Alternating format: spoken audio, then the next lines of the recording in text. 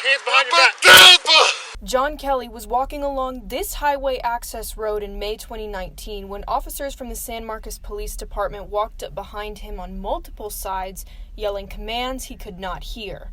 Even after Kelly put his hands up, they pulled their stun guns on him. Kelly falls to the ground. Still, officers continued to tase him, one even kicking him in his side as he struggled to tell them he was deaf. I was trying to gesture to them, I want to write to communicate with you. Through an American Sign Language interpreter, Kelly walked us through that night. They saw that my wife had sat down and was crying. Kelly says him and his wife were having a disagreement, communicating in sign language. It was then that a misunderstanding from bystanders resulted in a 911 call. They just were unaware of our conversation. They didn't know who we were. They didn't know what we were saying. Over and over, Kelly signaled he couldn't hear the officers until eventually they relented. The repeated tasing left probes stuck in his skin, bruises on his forearms from holding himself up, and him and his family traumatized. My 3 younger children, they saw me fall to the ground. And my daughters were talking to my mom, Dad has fallen to the ground. See what's happening.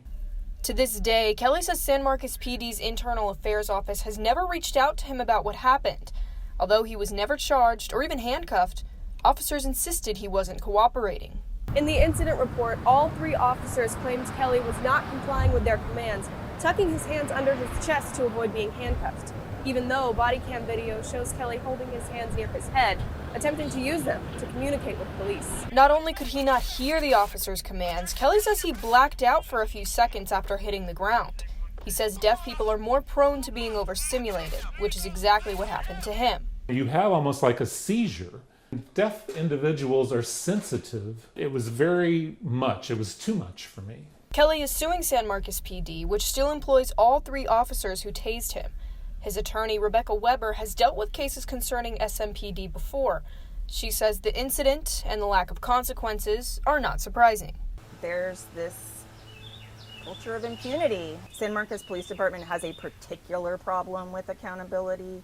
In his November deposition for Kelly's lawsuit, Officer John DeCordy was asked if it was okay to tase someone elderly, frail, pregnant, or even a child. His answer? If the circumstances dictated, then yes. I guess if the circumstances dictated, then yes, it would be.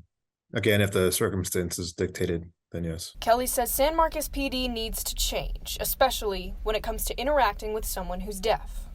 The police need to know how to approach a person who's deaf, to signal or gesture to a person who's deaf. Because we had no communication going on whatsoever with those officers. They just started tasing me out of the blue. Shame on that police department for taking that type of action. It was wrong. San Marcos's mayor and police chief both declined an interview due to the case's pending litigation.